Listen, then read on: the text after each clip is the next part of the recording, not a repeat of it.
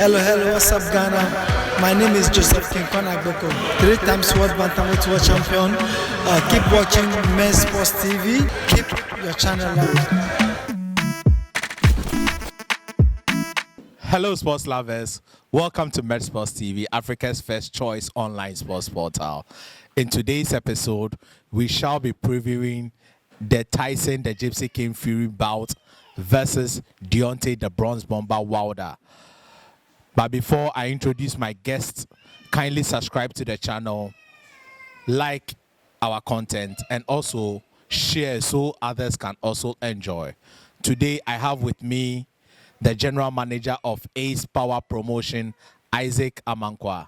Sir, welcome to the channel. Thank you, my brother. And also, I have 3-time bantamweight champion of the world, Joseph King Kong Agbeko. Welcome, champ. Thank you, boss.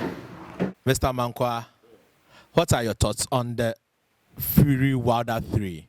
I think that it will be exciting. I mean, if you look at the build-up to this fight, all the talk. Don't forget, Fury was going to fight Anthony Joshua, and it was at the last hour that the court decided that they can't do that, and that they have to give Deontay his due because the last contract, that fight, he has a rematch clause, and that Fury has to respect that, and that bout has to come on.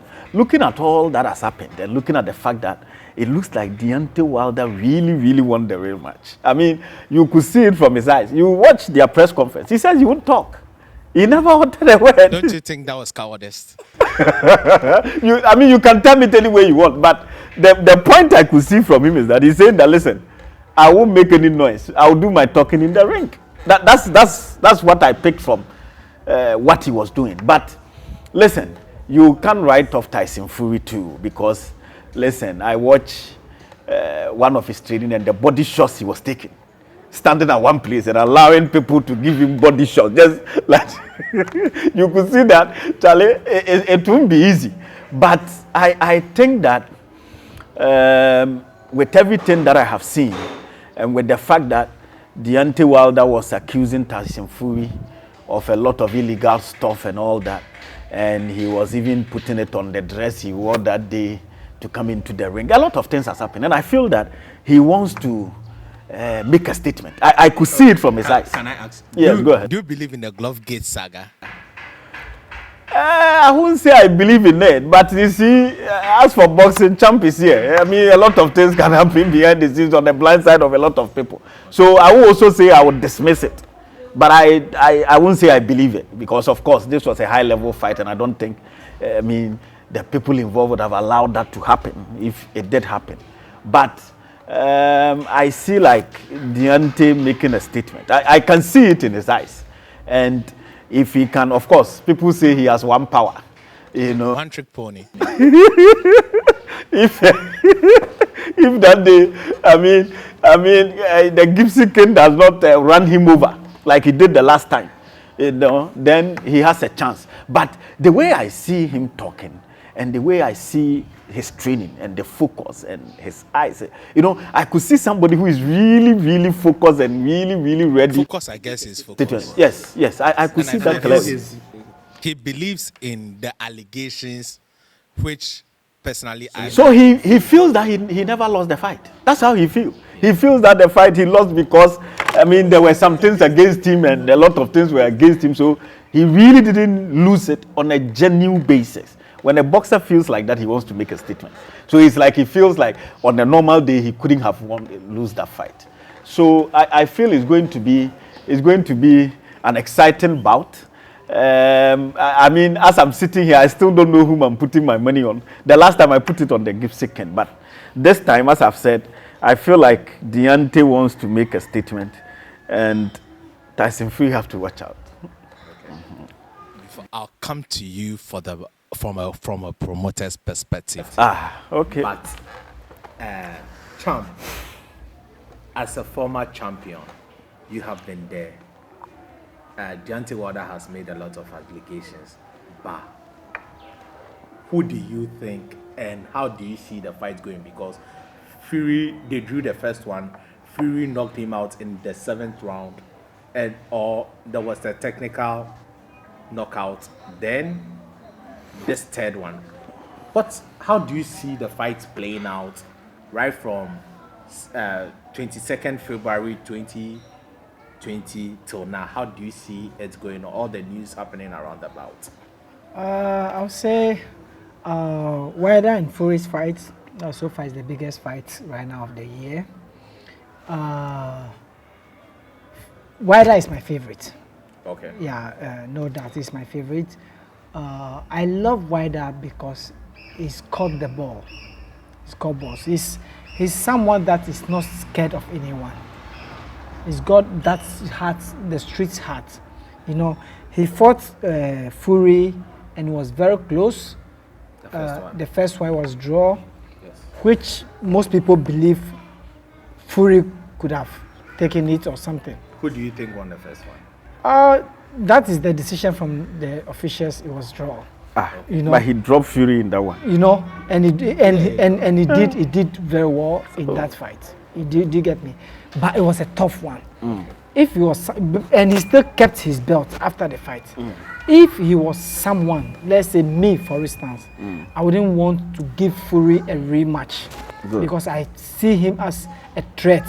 I could beat him or he could beat me. So I would have let it go. Do you get me? But confidently, he still gave Fury a rematch. Do you get me? He's been calling out Joshua severally. That shows how tough he is. He's not scared of losing. He's a tough guy. So I love him for that. Do you get me? Looking at his first fight with Fury, that shows that Wilder has what it takes to beat Fury, even to knock him. He has it. So there won't be no doubt if Wilder is able to knock Fury in this fight. Wilder is the biggest puncher in boxing right now, so yeah, it will not be a shock if he knocks Fury out. It won't be a shock if Wilder knocks Fury out in this upcoming fight. But a lot of things are in play. First of all, Fury is the biggest heavyweight right now. 6'9", 200. Size-wise, weight-wise, he's big. It's also a big advantage all the time. He's able to reach them easily. He's able to take their punches easily than what they can take from him. Wilder, Fury happens to be a very flexible boxer, even at his with his size. He's very flexible, and he's also a boxer. He knows how to box. Technically, he's very good. He's a confident fighter as well. So I see Fury with a lot of advantage. Wilder coming out as a loser, Wilder trying to show toughness, sometimes it shows that it has gotten into his head. You know, sometimes the best way to play, the best way to show your weakness is to act like I am tough. When you act like that, sometimes that shows you are actually scared. Do you get me? So you want to try to act tough, but it is in your head. What Wilder did to him, you know, every fighter going into another fight, your last fight always haunts you.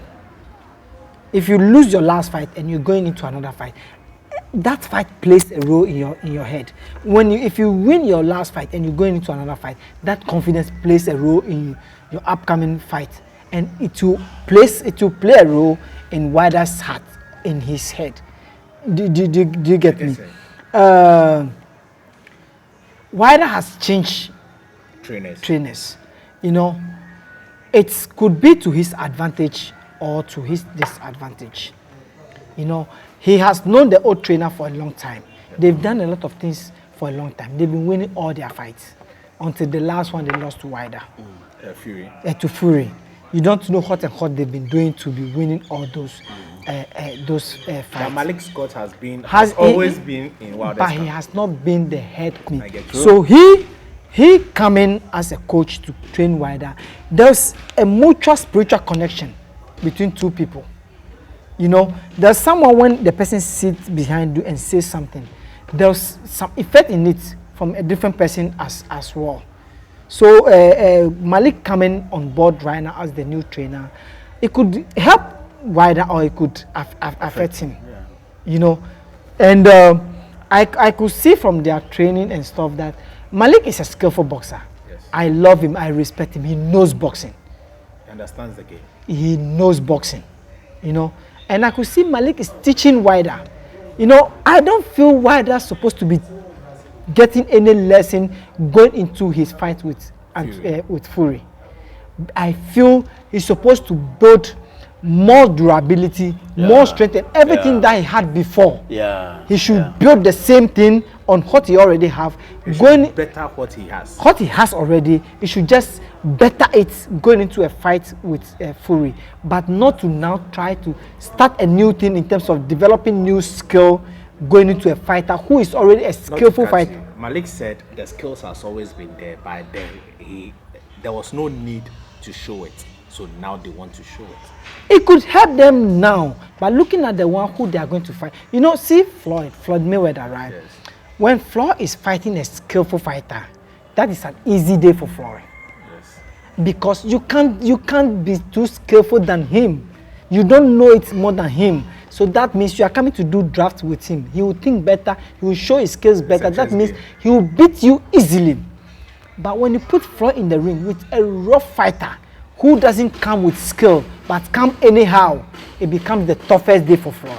Like Marcos Madanda. Exactly. Yeah. So when Wilder is going into a fight with Fury, who is a skillful fighter, he shouldn't build on the skill because the guy you are fighting is a skillful fighter and has more advantage when it comes to reach and everything. Do you get me? So don't build on the skill. But whatever he had before that made him to be able to floor Fury on the first fight and be able to show his ability on the first fight, he should just build on that thing going into this fight and make sure he push harder to win. But now developing skill and everything, if you go with skill with Fury, believe me, Fury will do better in the skill than you, Wilder. Yeah. Do you get me? So I'm not saying Wilder will lose because I will celebrate if Wilder wins because I'm one of his biggest fans. Wilder made me love the heavyweight. I'm one of his biggest fans, so I will be so happy to see him win. But I think there is a lot of things to do. His disadvantage. Wilder is a tough hat from the street, so he can pull the surprise. Do you get me? He has the heart. He can pull a surprise, but I don't see him with a lot of advantage physically, technically. I don't see a lot of advantage on his side. More advantage goes to Fury. If you look at Fury is there also trying to act tough, trying to do everything, but he knows what went through, what happened to them in the first round, in the first fight, which also hurt him. He also has some fear in him. He doesn't have that confidence like he's going to beat Wilder like how he did the first time. He also has some fear in him. Do you get me? He would be aware of the right hand. Yeah. And you see, this is one thing that also happens with fights that people doesn't know. After their second fight, Wilder complains about gloves, complains about his suit, the black, the outfit that he used for the fight. He said it weighed 40 pounds. People will say that this is excuse, but they are never excuse. Me for instance, after watching the first fight, and Wilder losing on the second fight, I couldn't believe Wilder would lose such a way that he lost on the second fight. Yeah. After seeing his first fight and then losing on the second fight like that, it didn't go well with me. Do you get me? I knew something had gone wrong. Okay, champ, hold on. Wilder, before fighting Fury the second fight, fought Luis Ortiz after, and I had him losing every round of that fight until the 7th round. Sorry. You know, fights when you want to analyze fights, right? Every fighter comes with a different food. Style speaks fight. Exactly. So you can't judge Wilder according to the fight he had with Luis Ortiz. Okay, fine. Did you get me? They are different opponents. They could come out with Ortiz could come with something that Wilder couldn't fight. Do you get me? And this one, so it's two different fighters. You know, for the outfits, right? I had a fight with Johnny Perez, which I lost. before that fight, the outfit I wore into the ring, I had a King Kong mask on. You know, it was during summertime. I had a King Kong mask on. From my dressing room and everything getting into the ring, I wasn't able to breathe properly. I was suffering out of the mask. When I went into the ring to fight him, that's from the early round. We're now grasping for breath. I went. It affected me. The wearing of the mask affected me in some way from the beginning of the fight. And you know, when a fight starts and you gain confidence from the beginning, you are gone. If you know, when the rhythm goes well for you from the beginning, you've won. If it goes bad for you, so it's all rhythm. So when I got it wrong from the beginning, it didn't go well for me. So it could be true that why they're complaining about the dress is true. Do you get me? Secondly, he complained about the gloves. Miguel Cotto against Margarito. It was gloves issue, and I think Coach Nassim. Yeah, it was gloves. Yeah, it was gloves issue, which I think they had a second fight. Or that was the second fight. The first one, Margarito won, which Cotto had. The second fight, Cotto won. The second fight, Cotto won because Margarito had an illegal gloves. Yes. Do you get me? Yes. Cotto complained about it, and when they went into the second fight, Cotto won, which proves what he said was true. Yes, because Margarito was rather caught with the illegal raps. Yeah. He was fighting Sugar Shane mostly.